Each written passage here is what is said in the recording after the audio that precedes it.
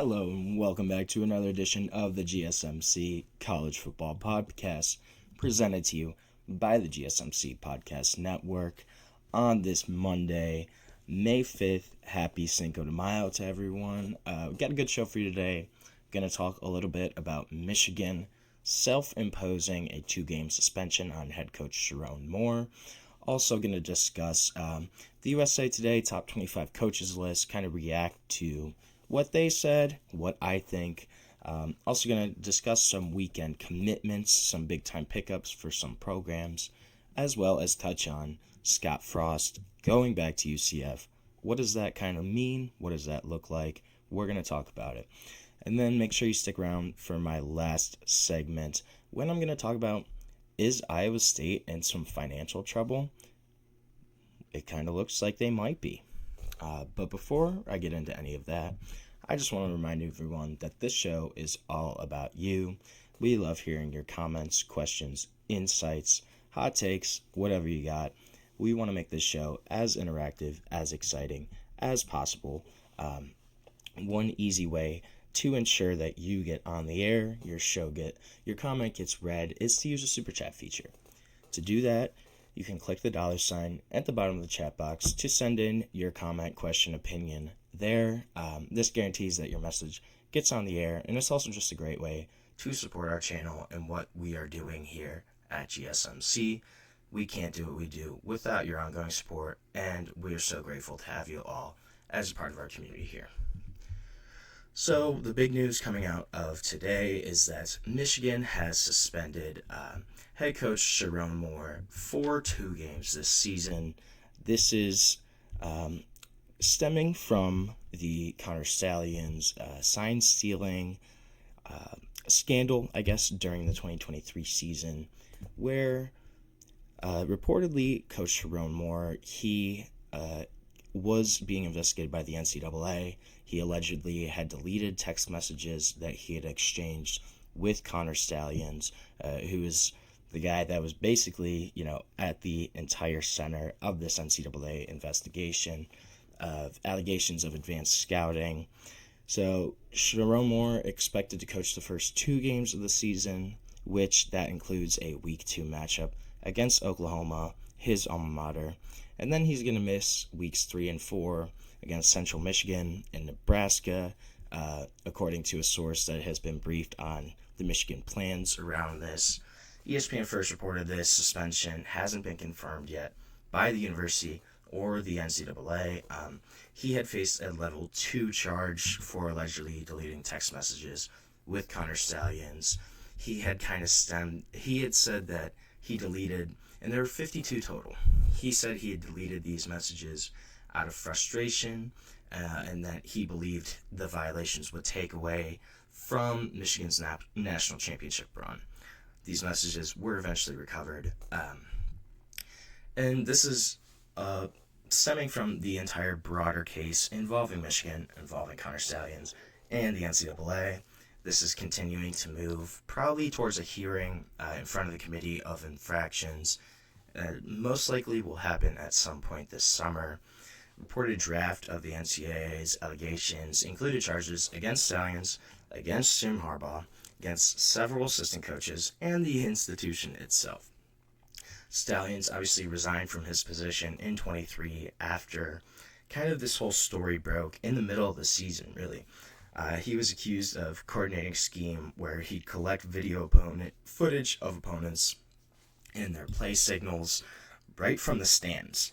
He purchased tickets, and they were basically directly behind the benches of these other schools that they were playing. NCAA alleges that Michigan broke a rule prohibiting advanced scouting by collecting this video footage from dozens of games, including future potential opponents. It wasn't even teams on their schedule. It was teams that they could potentially play in the playoff as well. 2 other coaches were also named in the notice of allegations. Former defensive coordinator Jesse Minter, former defensive backs coach Steve Clinkscale. They both reached negotiated resolutions with the NCAA already for recruiting violations that were unrelated to the steal signing allegations. Clinkscale got a 2-year show cause acknowledged he didn't fully comply. Jesse Minter got a 1-year show cause for communicating with a prospect before his sophomore year. And yeah, this was their whole defense was, like Anthony said, it was the first school they got caught, but they came back and were like, well, yeah, we did this, but everybody else is doing it, right? Yeah, I get that, but I don't know. I don't think that's the strongest defense, right? You are admitting that you did go against the grain, you did cheat. Like, they straight up came out and said that they broke the rules. Yeah, I'm sure other schools are doing it, but they didn't get caught, and they also didn't admit it. And then this team goes on and wins the national championship in this season. It's obviously going to taint what happened in 2023, which I shouldn't really take away from the fact that that was a great Michigan team. Just in terms of roster, in terms of the guys they had, you have J.J. McCarthy, Blake Corum, a really strong offensive line, a great defense with guys like Junior Colson, Mason Graham, Chris Jenkins. This was a really strong Michigan team. But when you have this whole kind of scandal, it's going to take away from the fact that this team kind of, it is definitely hypocritical. But the only thing is, Michigan got caught. Texas, Alabama, Ohio State, they probably all do something similar to this. I also think a big thing of this was, even at this time in 23, coaches weren't allowed to have mic'd in. They didn't have the helmets with the microphones in it. They had to still do signals, which was crazy to me because you have, obviously, the NFL. They call the plays from the signals, from that microphone in the coach's ear, quarterback's ear. High school programs do this too. Really good high school teams, they have a microphone set where the coaches can call the plays in to the quarterback through their helmet. How do you not have this at the NCAA level? And they did change this, right? Now they're allowed to have the helmet communication. But you go back to, this is 2 years ago, 2023, 21st century, and you don't have that kind of communication at the college level, especially when you have teams in high school doing this, when you have programs like the Big Ten teams, Michigan, Ohio State, those really powerful institutions. How had the NCAA at that point not allowed this communication, which is really kind of where this whole scandal started from, right? They're trying to steal signs that the quarterbacks, most likely the backup guys, they're calling in, showing to the team. Yeah, they're trying to get those signals. How do you not have that communication already to where this wouldn't have even been an issue? And this is, again, this is another example of the NCAA's kind of dwindling power, right? I think in previous years, you might have seen the NCAA crack down a lot harder on this. They did, Jim Harbaugh got a 3 or 4 year show cause where he can't do anything. I think the other thing here with the whole story about Michigan is Michigan, during COVID, they were already given 3 years of probation from another NCAA investigation, which was into the school's illicit football recruiting activities. That was all about recruiting violations. They already got 3 years of probation from that during that COVID dead period.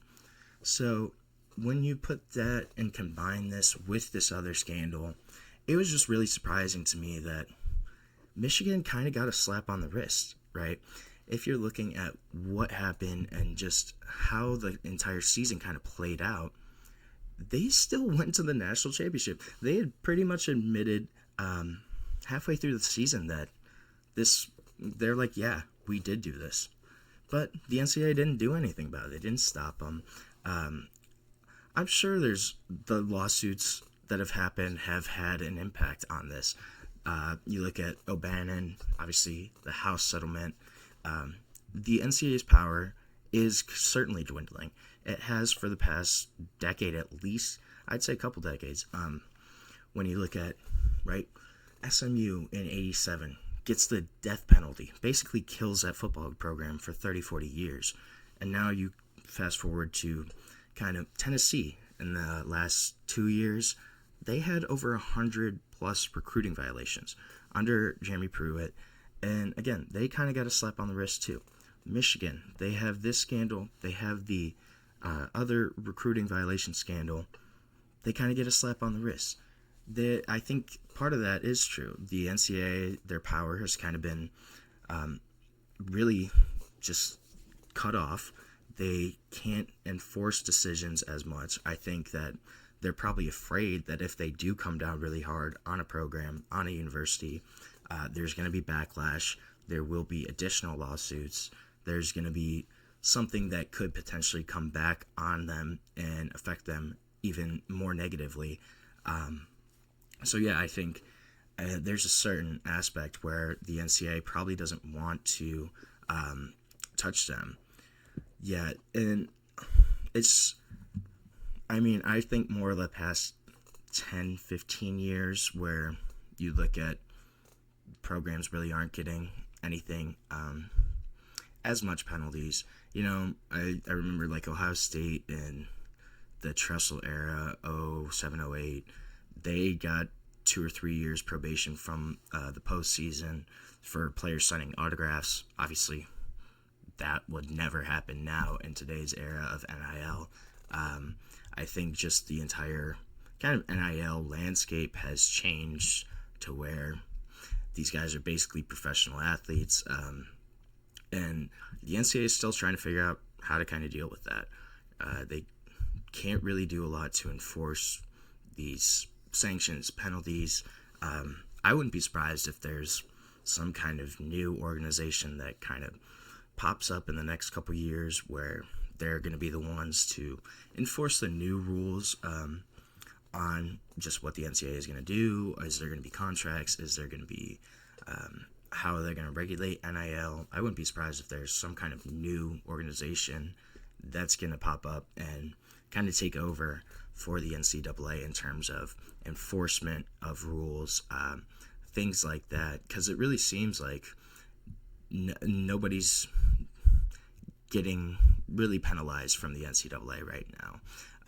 Obviously, this investigation is still underway. We're probably going to have a hearing here in the summer of what actually the final penalties for Michigan will be. I'm not sure. We'll see what kind of happens there.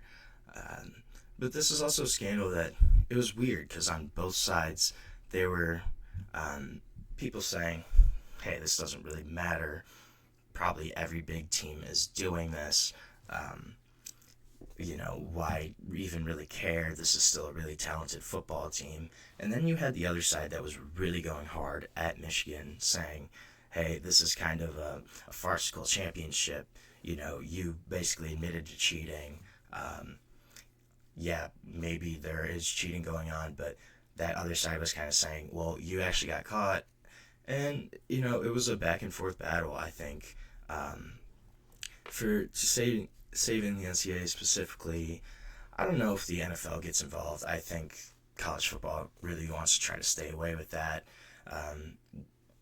I don't think that just college football in general wants to kind of be dealing with the NFL in terms of, I don't think they want to become like a minor league system. It kind of wants to be their own thing. We'll see, though. That certainly could be an option.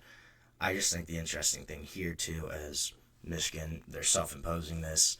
They got to pick the games. He's still going to coach the first 2 games of the season. Still get to coach against his alma mater. Kind of gets to take a little bit of a bye week against Central Michigan. Nebraska could be a little tougher for Michigan, though. But the big story here is Sherrone Moore suspended for a couple games. We'll see if it affects Michigan at all. I kind of doubt it will, but you never know. So we're going to take our first break of the show right now. When we come back, I'm going to talk a little bit about some of the commitments that have happened over this past weekend in both the transfer portal and in the world of high school recruiting. Talk about those kind of impacts. But we will be back on the GSMC College Football Podcast. I feel like I'm losing my mind. Is everybody in the world blind? Please, Lord, give me a sign, a sign. I feel like I'm losing my mind. Is everybody in the world blind? Please, Lord, give me a sign, a sign. I wanna be the greatest. Everybody on the fake shit. I look around and feel like everybody is the fakest. I make this every day and I'm impatient, hoping one day I blow up from the basement. Statement, the top is so vacant. I don't hear shit that I think is amazing. Waiting for my day when I'm playing sold out shows for 1,000 faces. Hey, give me that crown, get in my way and to be put down. It ain't your place, all this my town. If I want that shit, then I'll get it right now. I'm losing it, the noose it fits, I'm losing shit. A stupid myth, you choose to live or choose to dip. You choose to fight or lose your grip and lose a gift. I feel like I'm losing my mind. Is everybody in the world blind? Please, Lord, give me a sign, a sign. I feel like I'm losing my mind. Is everybody in the world blind? Welcome back to the GSMC College Football Podcast, presented to you by the GSMC Podcast Network. Just touched on Sherrone Moore, his suspension. I don't know, kind of ridiculous. But we're going to switch gears, talk a little bit about some of the big-time commitments this week across college football.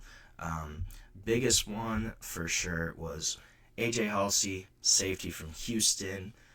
Top player still available in the transfer portal. Number one safety in kind of the spring transfer portal rankings, has committed to the LSU Tigers. Took an official visit on Sunday. Miami, Ole Miss, SMU, they were all kind of still in contention for his pledge. This is a big pickup for LSU, solidifying a really great transfer portal haul for the Tigers this year. Brought in 15 to 18 guys. Filled a lot of holes at different positions there, but AJ Haulcy is going to be a guy that steps in on the back end and really could solidify that safety position. 6 foot 215 DB, has started 32 games over the past 3 seasons. Last year had a really great season. First team All Big 12, 74 tackles, 8 pass breakups, 5 interceptions, tied for most in the conference there. This is a kid that's a baller. Began at New Mexico in 2022, earned a starting role there as a true freshman, came in right away, played super well, 87 tackles in that true freshman season, and then entered the portal, went back to Houston where he's from. Kid that has produced every single year in college. As a sophomore in 23, had 98 tackles as a safety, which was the team high, which is incredible when you think about it. You're a safety, not a linebacker. Come down making almost 100 tackles is really impressive. And then you follow that up with an even stronger junior season this past year, where you're first team All Big 12, first team All Conference, gonna step in and solidify a spot that was a question mark for LSU. This is a really big pickup, especially when you consider that he was looking at Ole Miss was one of his other options. So you get a guy that was potentially going to go to one of your conference rivals. You get him solidified a spot on the back end of that defense that really struggled last year, especially in terms of giving up big plays. This is a guy that's a ball hawk that should do really well for LSU there, and a guy that's going to slide right in and solidify a starting position for them. Another transfer portal pickup I thought was kind of interesting was a pair of brothers. So Bear and Tiger Bachmeier, yes, those are their actual names, are Bear and Tiger. They're transferring from Stanford to BYU. This is both a good short-term and long-term move. Bear Bachmeier is a quarterback. He committed on Saturday morning. This is a kid that was a class of 2025 recruit, committed to Stanford out of high school, enrolled there this spring, decided to transfer to BYU. He's not going to play this year. They have incumbent Jake Retzlaff at quarterback. Should be one of the guys in contention to be the backup this year, and then potentially compete for the starting job in 2026. He said he was attracted to BYU's kind of open offensive scheme. They also have a rich history of quarterbacks, and that includes this pretty strong recent run under offensive coordinator Aaron Roderick. Obviously, not a great NFL quarterback in Zach Wilson, but a kid that had a really great career at BYU. They've had strong quarterback play the past 5-10 seasons. Just looking at some of the other guys there too. And also, historically, you have guys like Jim McMahon from the Bears, Ty Detmer, who was a really great college quarterback, and then Steve Young. These guys all went to BYU. So that was all kind of played a role in Bears' decision. And then it sounded like these brothers wanted to play together. So Tiger Bachmeier, wide receiver though, he also committed to BYU. They're going to play together. Graduated from Stanford in 2.5 years with a degree in computer science, which, if you're graduating from Stanford early, just overall is crazy. If you do it in 2.5 years, even crazier. And then you get a degree in computer science, that's just like the cherry on top. Pretty unbelievable there. But this is a kid that's going to step right in. Should be an immediate contributor at the wide receiver position. Over the past 2 seasons, he's had 46 receptions, just under 500 receiving yards, 2 touchdowns for Stanford. So a guy that can really step in, help that wide receiver room, at the very minimum, gives them a little more depth there for BYU. I just kind of like the brothers, the name there, Tiger and Bachmeier. That's pretty cool.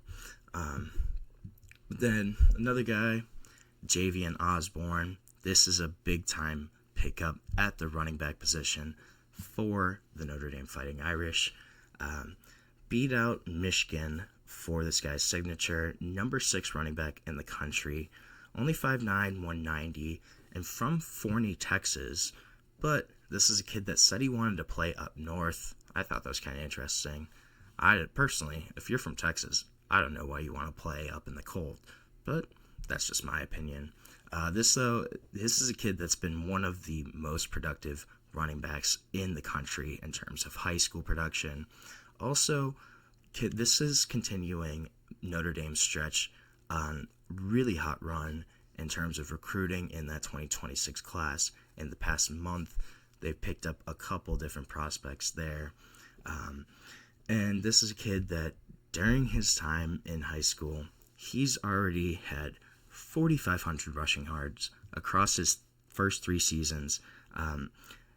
As a freshman, exploded onto the scene, newcomer of the year in his district in Texas.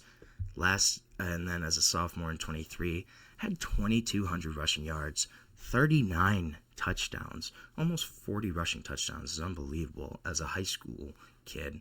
And then this past season, didn't have as great of a year, but still had 1,200 yards, 25 touchdowns, more than 6.5 yards per carry. This is a kid that's a really electric, exciting running back, and a big pickup for Notre Dame. This is going to continue to just add to that really strong running back room. Obviously, Notre Dame this year, they have Jeremiah Love. He's going to be gone, though, by the time that Osborne comes in, but you still have Jadarian Price, Aeneas Williams, Kendron Young, guys that can't step into that role. But this is a guy that's going to mix in there, potentially be a contributor from day one, but a big pickup for Notre Dame, going to continue that stretch of really successful running backs. And then USC also had a really great weekend in terms of commitments. Got a 5-star commit in offensive tackle Kenny Pepe on Thursday. But I think the bigger one is they pick up the number 1 cornerback in the country in Albert Hill from Akron, Ohio. So Albert Hill, a kid that played at Archbishop Hoban, which is a really strong program out of Akron. A kid that's only 2 hours away from Ohio State, so it's really surprising that doesn't go to Ohio State. And normally, if Ohio kids don't go to Ohio State, they go to Michigan. Michigan wasn't even really in contention here. It was USC and Oregon, it sounded like. Albert Hill decides to pick USC, and USC has been on an absolute tear in terms of recruiting. He is the third top 100 defensive back in the country in terms of this class for USC. They also have RJ Sermons, who's the number 28 overall guy, and Brandon Lockhart, who's not too shabby at number 79 overall in the country. Those three guys are going to reload that secondary. That's a loaded class for USC, and USC is just continuing their momentum right now. This is a kid that, as a prospect, is really impressive. Super instinctive, had 4 interceptions, 3 pass breakups last season. Also just great technical ability, speed and space. This kid that's shown up in both high school and on the 7-on-7 circuit, and basically been one of the top DB prospects in the nation since his freshman year. He's instinctive, he's well-schooled, he's pretty technically buttoned up for his age. A kid that should kind of step in at USC right away. That's an exciting roster for the Trojans, exciting recruiting class that's going to be coming in. And Albert Hill, big pickup for the Trojans right in Ohio State's backyard. They steal him from under their nose.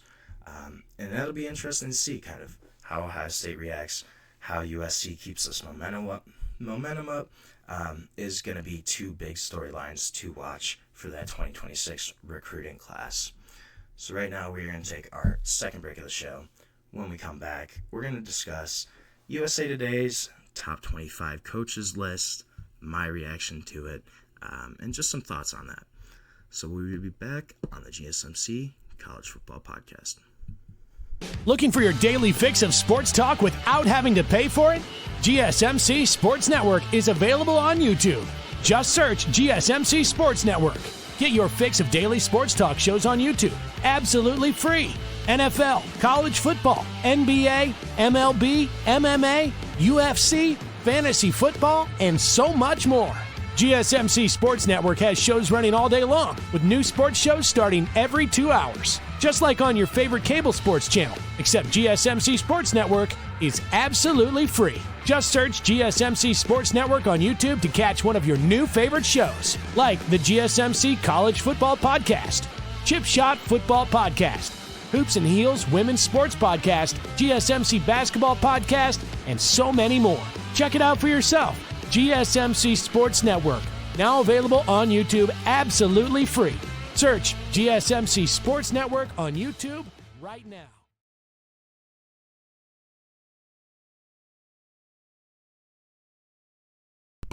Welcome back to the GSMC College Football Podcast. Going to talk a little bit now about USA Today's top 25 coaches list, kind of what I thought on it. There was a couple interesting ones on here, though, for sure. So, USA Today, there are only 3 head coaches in active college football right now that have won a national championship. You have Kirby Smart, Ryan Day, and Dabo Swinney. So their list had those 3 guys at the top. They had Kirby Smart 1, Ryan Day 2, Dabo Swinney 3. And then it went Steve Sarkisian at 4 out of Texas, James Franklin at 5 out of Penn State, Dan Lanning, Oregon at 6, Marcus Freeman, Notre Dame 7, Kalen DeBoer 8 from Alabama, Lane Kiffin 9, and then Brian Kelly 10. So, and this was a list that was dominated by the Big Ten and the SEC. Big Ten had 8 coaches in the top 25. SEC had 7 coaches in the top 25, as well as 9 of the top 10 coaches on this list were from those 2 conferences. Frankly, I don't know if that's really true. I think that's kind of a little bit of a power 2 bias in terms of how these coaches are. Obviously, normally when coaches progress, move up to better jobs, that's kind of where they're aiming to end up, trying to land is in one of those Big Ten SEC jobs. But I don't know if that necessarily means that they're the best coaches. I think there's some other guys that are really great coaches that maybe just haven't had the opportunities or kind of had the financial support, had the NIL support, institutional support to kind of really put strong teams out on the field. There are a couple other interesting guys that I thought that this list included. So Eli Drinkwitz was at number 24 from Missouri. Curt Cignetti was at 13. Matt Rule was at 18. Lance Leopold from Kansas was at 21. So my thoughts, I think Curt Cignetti, he seems a little high at number 13 for me. Obviously had a really great year one at Indiana. A guy that has won basically at every program he's been at. One at JMU, one before he got to JMU. Obviously, one in year one at Indiana. I just want to see it a little more. I want to see what year two looks like for Curt Cignetti. He certainly very well could be a top 15 coach in college football. I'm not discounting his talents right now as a head coach. I just kind of think that he did it in year one. Could that be a flash in the pan for Indiana? Are they going to drop back down to a 7-8 win team? Or is this the start of a new era for Indiana football? And something that Cignetti can keep up, keep the momentum going there? That's going to be the big question mark for me. I just want to see it again in year two, see what this Hoosier team looks like before I'm ready to say that Curt Cignetti is a top 15 coach in college football, potentially even top 10. Do I think he has the talent for that? Yes, certainly. Do I think his pedigree up to this point has kind of given him a spot up there? Yes, I would agree. But I just want to see it again at Indiana, at that Big Ten level. Can he produce another 10-11 win season, keep that momentum going, especially when you think of he brings in Fernando Mendoza from Cal as the quarterback this year, a kid that I really like, a dude that I say is a gamer, just a guy that stats may not look great, but tough, gritty, will win you football games just out of pure effort and energy. I really like him. Will he I think he's an upgrade from Curtis Rourke. Will he be able to help Indiana maintain and keep that momentum that they kind of generated last season? That's going to be the big thing here. And if Curt Cignetti does have another great year, I think he certainly is a top, maybe 10 coach, certainly top 15 though. Another guy I thought was a little overrated, at least for the current landscape, was Matt Rule. So Matt Rule, I am not discrediting him in his previous stops. Obviously, he turned around Temple, complete rebuild there, completely rebuilt Baylor. Will this be the third program that he can completely rebuild? Or, obviously, I think his star kind of lost a little luster from the Carolina fiasco. What happened in the NFL? Has that affected him negatively in terms of standing? I think so. This is a guy that probably, if he never left college football, would be much more highly regarded. I'm just curious, will he actually be the guy to turn around Nebraska? That is a program with expectations to eventually get back to their blue blood status. Nebraska had a run of 3 national championships in 4 seasons in the 90s. This is a team that's produced multiple Heisman winners, a program that is historically proud, a program that has sold out every home game since before JFK was assassinated. Can he be the guy to actually turn around Nebraska? I think that's going to be an interesting storyline. There is certainly an ability to do that there for Matt Rule. I think Lance Leopold, though, at 21, and Eli Drinkwitz are certainly 2 guys that are being underrated. If you look at what Lance Leopold has done at Kansas, bringing them from a program that won 9 games over 3 or 4 seasons to a team that is a consistent bowl contender at the minimum, that's super impressive. And you look at, obviously, Kansas is going to be a basketball school. That's just how it is. That's how it's always been. It's a basketball blue blood. And that's number one priority there. So you come in to a program that's in a power conference that never really has done anything in terms of football, and you instantly bring them a ton more success than they've had. I don't even know in how long. I think that deserves a bunch of credit, especially coming from a MAC program. Lance Leopold, he was hired from Buffalo. He wasn't hired from another power conference team. He came from the MAC conference and took Kansas from a team that couldn't win anything to a team that's at least a bowl contender every single year. I think that deserves a lot of credit, and I think he's probably a better coach than this list might indicate. On kind of the same note, Eli Drinkwitz at 24, head coach from Missouri. Missouri is a really difficult place to win. You're in the SEC. You're just not on that kind of same level. Football's not as much of a big concern there. You're not in better recruiting grounds.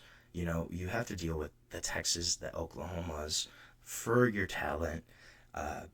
It's a really difficult job to win at Missouri. And he's had them be 10-11 win teams the past few seasons. He's kept them consistently decent. You know, it'll be like a rebuilding year or two, but this is a guy that has had Missouri constantly overachieve in terms of how they've produced on the football field. Having 10-11 win seasons there is really difficult to do, and being able to compete consistently year in, year out is super impressive there. And I think Eli Drinkwitz deserves a lot of credit for just that kind of sustained success that we've seen at Missouri in the past 5 years, I would say. And then I also think how Jeff Monken being left off the list completely is incredible. The guy, Army head coach, not even a top 25 head coach, he brings Army into the AAC. In their first year, they win the American Conference. They were consistently ranked in the top 25 the past season. They have overachieved every single year that Jeff Monken has been the head coach pretty much at Army. This is an Army team that has become, a serious contender in the American, a team to look out for, a team that's always hard to play. And you're at a service academy. You're at a place where the recruiting is not going to be, you're not going after 4 or 5 star guys for the most part. You're going to get 2, 3 star guys. You're not going to have kind of maybe those super big offensive linemen. Probably your athletes, the caliber of athletes may not be as high as some of these other teams, even in your conference. The fact that Army has been a top 25 team in the past couple years, has consistently competed, been a winning program, that's all a testament to Jeff Monken.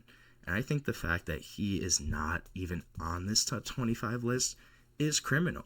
It really is. This is a guy that could have left for multiple other jobs in the American, probably in the ACC, in the Big 12, could have gone somewhere else, has stayed at West Point, has built them into a team that you have to take seriously.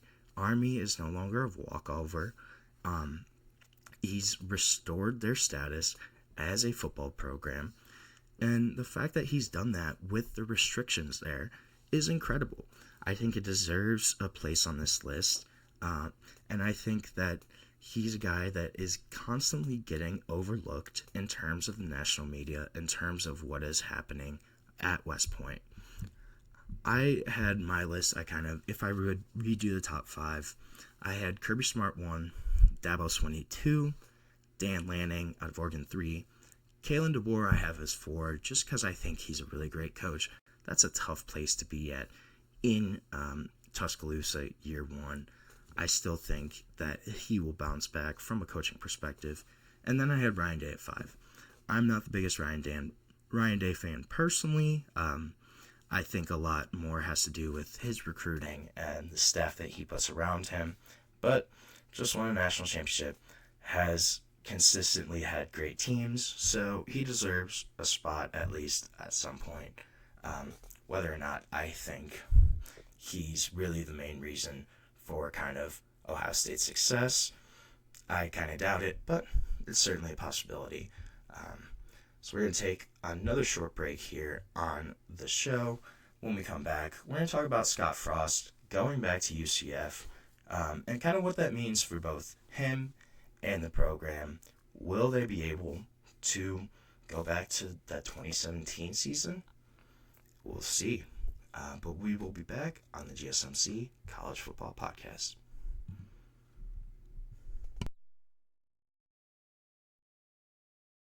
For the best and latest podcasts available anywhere, go to the podcast app on your cell phone and type in GSMC to access free content-rich podcasts on health and wellness, book reviews, sports, entertainment, relationships, social media, movies, technology, finance, and even weird news. Subscribe and download the GSMC Podcast Network's family of shows, available everywhere podcasts are found.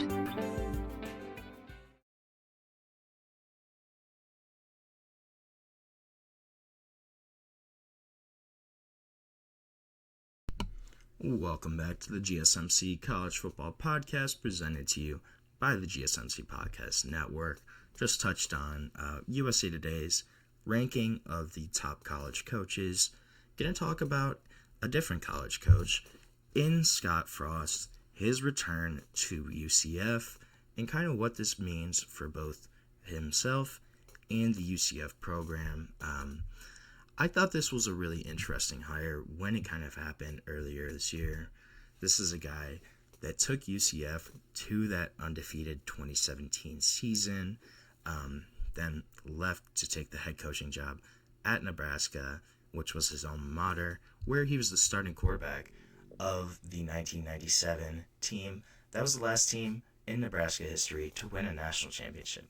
Just talked a little bit about Matt Rule and could he bring that stretch of success back. Well, Scott Frost was a part of that final kind of success. And when Nebraska decided to part ways with Mike Riley in 2017, at the time, Scott Frost was the obvious hire. He seemed like the best candidate. He's coming off a season in which he led UCF to their quote-unquote national championship, was a starting quarterback on the Nebraska team, a guy that was a good coaching candidate in general besides that, and it made a lot of sense at the time for Scott Frost to take that job. He had the coaching resume at that point, couldn't ignore the pull of Nebraska, of the opportunities that came along with being in the Big Ten, with being in Power Conference football. Obviously, if you think about at that time, UCF still in the American Conference, so they were not yet in a Power Conference. But when you look at Scott Frost's tenure at Nebraska, had 4+ seasons there, went 16-31, and was 5-22 in one-score games. That seemed to be the common theme, common thread of Scott Frost's time at Nebraska. Was they would get right there, it'd be a 3-point game. They'd be right there at the end, and then they lose basically every time. You look at 5-22, that's less than a 25% winning percentage in those games. This was a program that was consistently frustrating under Scott Frost, was fired into the 2022 season, and then took some time off. So kind of bounced around. He coached his son's Little League team. He had said in an interview that coaching 7-year-olds was sometimes easier than coaching 19-year-olds. I could see that, honestly. But then takes some time last year, visits the Rams during their offseason program. A job comes open in the summer of 2024, and Sean McVay immediately reached out to Scott Frost. So Scott Frost, he was hired as a senior analyst, mostly helped with special teams, but also worked with both offense and defense for the Rams this past year. And this was a guy that when the UCF athletic director, he was kind of going and seeing who could potentially be available for this UCF job after Gus Malzahn came to him and said, hey, I don't want to be the head coach anymore. I do not want to do everything that comes with being a head coach in this new era of college football. I don't want to have to deal with NIL. I don't want to deal with this transfer portal. I kind of want to just go back to play calling. So this happens. Gus Malzahn leaves for Florida State. And when the athletic director at UCF kind of reached out to the Rams, there was nothing but good things that were said about Scott Frost during his time. He called Sean McVay. He called Les Snead, the GM of the Rams. They both said that Scott Frost would do anything that was asked of him. He'd make copies around the office. They said you would never know that he was the head coach at a major college program. And then he also called former athletic director at Nebraska, Trev Alberts, to kind of give a better understanding about what happened there during his tenure with the Cornhuskers.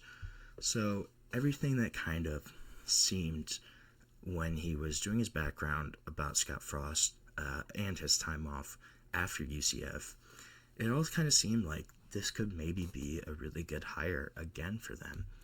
And that 2017 season, you also have to understand, it carries so much weight around UCF, around kind of the culture there, because of its significance to both the fans and the school history, and also one that it changed the future of both UCF and the program, as well as college football, right? That was a big deal when they went undefeated. They didn't get in the playoff. They played Auburn, and I want to say it was the Peach Bowl, beat Auburn, and then, declared themselves the national champions of that season.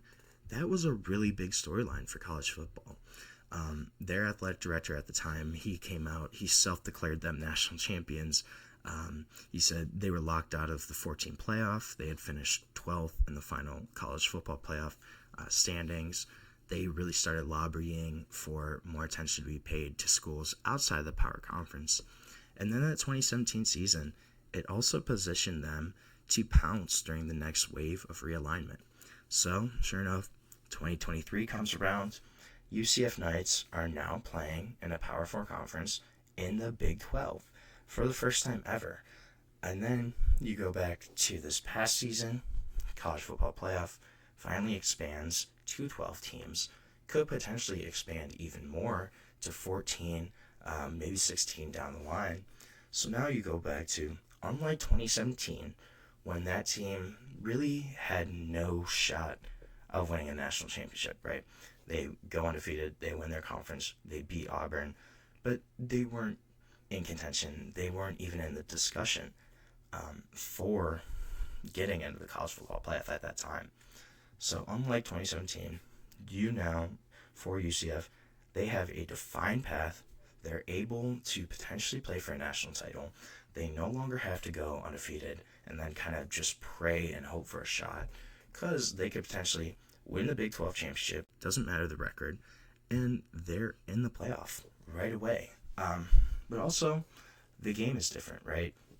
Had the transfer portal, had NIL, kind of existed when Scott Frost was at UCF during his first tenure. He probably wouldn't have been able to keep that 2017 team together, realistically, right? You had guys that were stars. Remember Shaquille Griffin, guys like that, Mackenzie Milton, his quarterback during that time, they would not have returned to UCF. And then that 2018 team, too. If you remember, Josh Heupel took over for Scott Frost. They also went undefeated, then lost to LSU in the Fiesta Bowl. They definitely wouldn't have stayed together either, right? The transfer portal and all of that probably would have broken up these teams, but there's a lot more positives for UCF right now. This upcoming season, they're going to receive a full share of television revenue from the Big 12 for the first time. They had received a half share the past 2 seasons. Just that was kind of one of the requirements for them joining the Big 12 was the first 2 seasons. They were not getting as much of revenue, only getting half of it that everybody else in the conference was getting. So, obviously, while it's more than they received in the AAC, that first 2 seasons, it was hard only getting half shares because they weren't getting as much as the other Big 12 schools, making it harder to compete, and also just struggles with NIL funding. So, these first 2 seasons in the conference, UCF has gone 10-15 overall, has only gone 5-13 in terms of Big 12 play. However, they're getting this full share this year, assuming the House settlement kind of goes into effect. Their athletic director said that UCF is aiming to spend the full $20.5 million, including fully funding football. So you have that money also coming in terms of NIL, scholarship, people in recruiting. That's a big plus for UCF.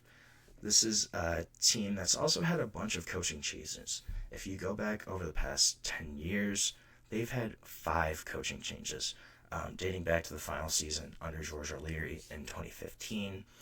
And hopefully this is a move that makes sense long-term for both Scott Frost and for the UCF program.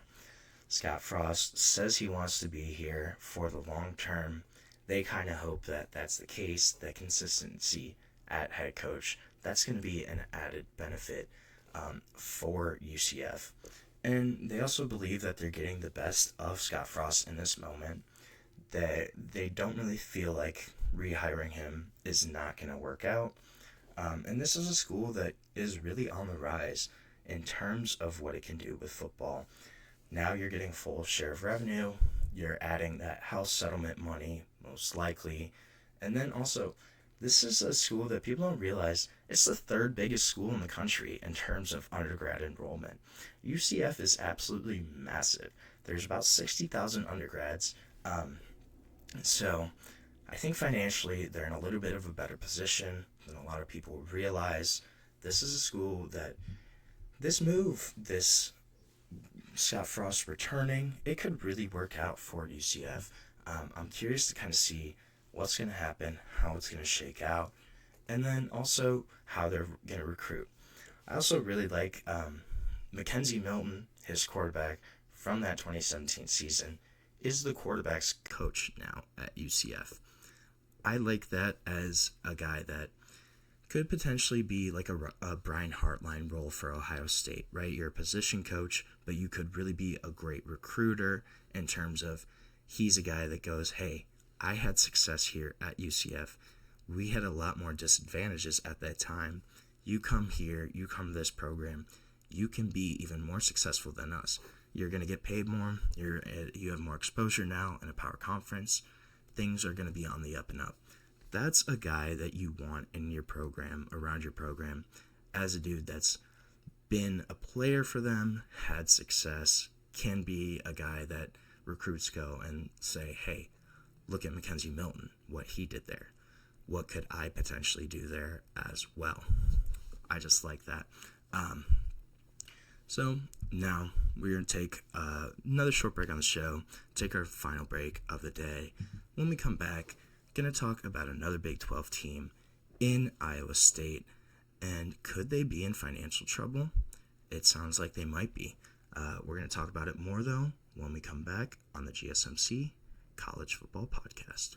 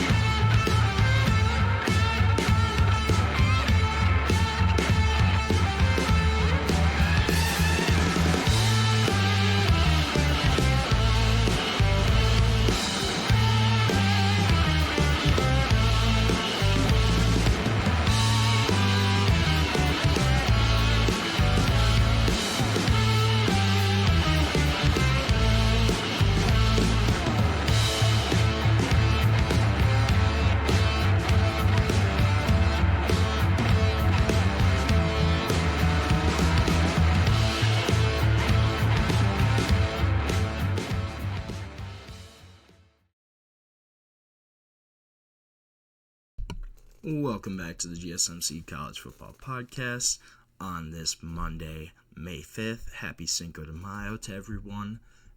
Talked a little bit about Scott Frost. Gonna switch gears and talk about another Big 12 program here in the Iowa State Cyclones. And could Iowa State athletics be in financial trouble? So this is a story that's been kind of under the radar right now.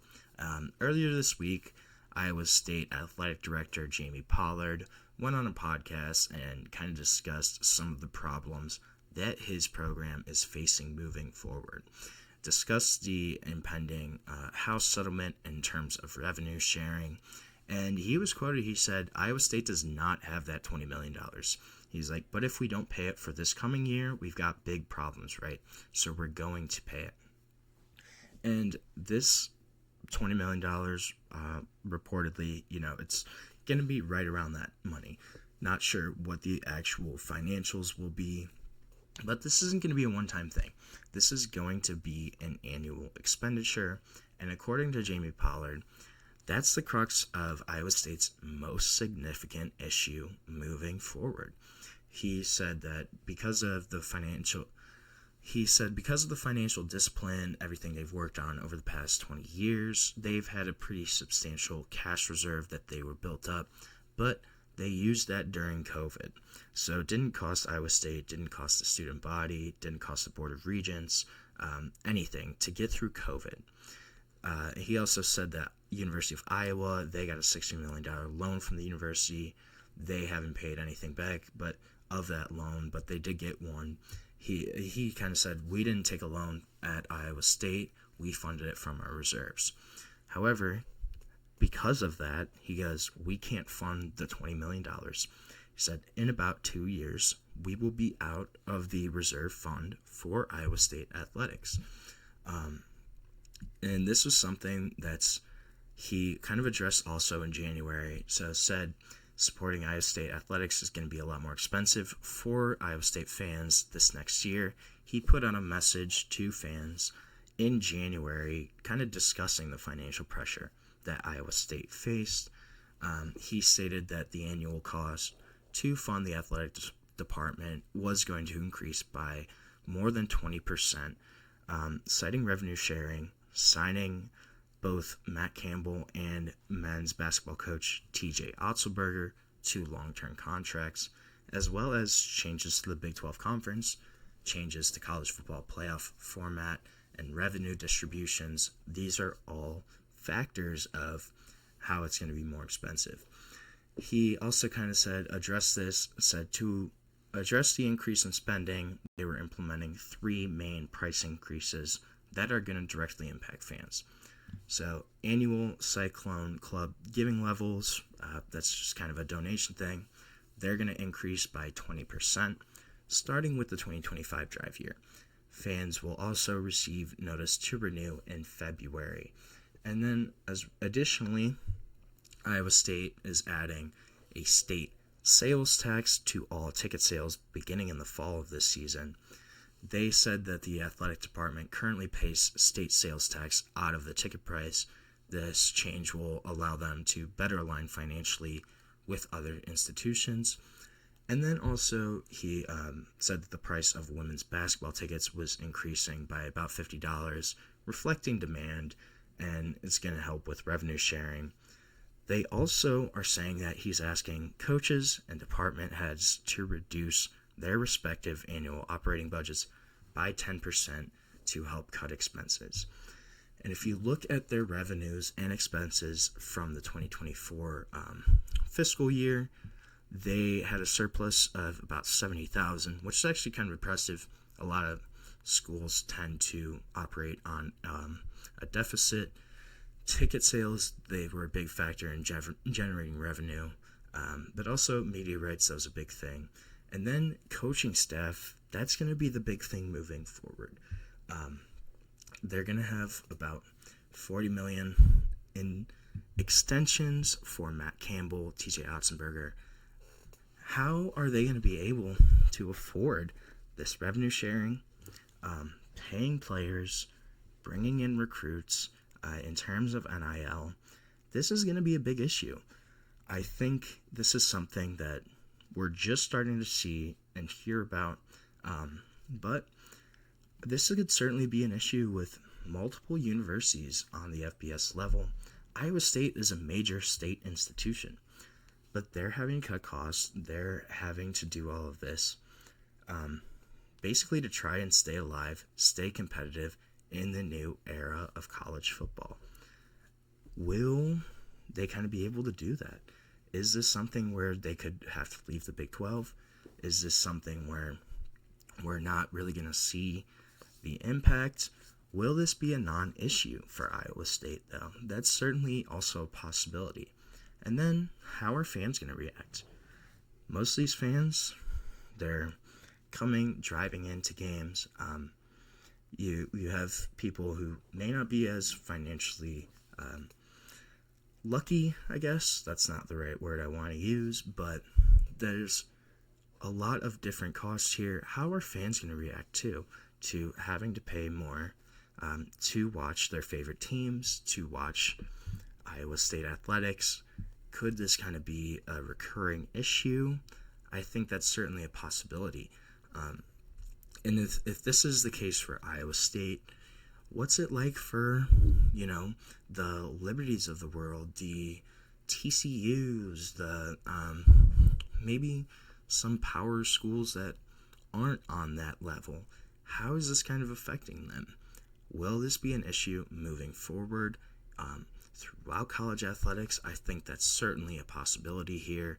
And I don't know if this is going to be the last time we hear about a university having some issues. And I don't think this is the last time we hear about Iowa State either.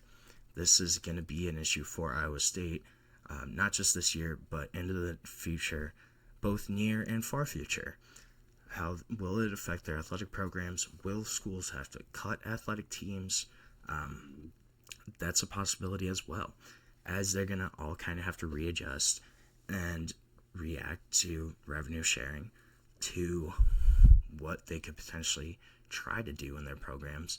This is going to be a recurring storyline, I think, throughout college athletics that we're going to see the impacts and ramifications of in the next few years, and in the future far out as well. So we're going to end our show for today with that little, prediction, I guess. But thank you so much for tuning into the GSMC College Football Podcast. Please remember to subscribe, like, follow the channel, and if you want, you can also go to Facebook, Instagram, Twitter, TikTok for even more sports content, more sports updates that you love. Thank you so much, and have a great day.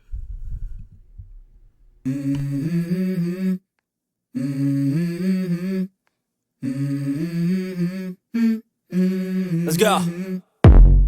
I wake up to a little bit of drool on my pillow, feel like it's gonna be a bad day. Yeah, I'm tired of shit, and the coffee ain't hit yet, damn, ain't that great. I don't wanna go to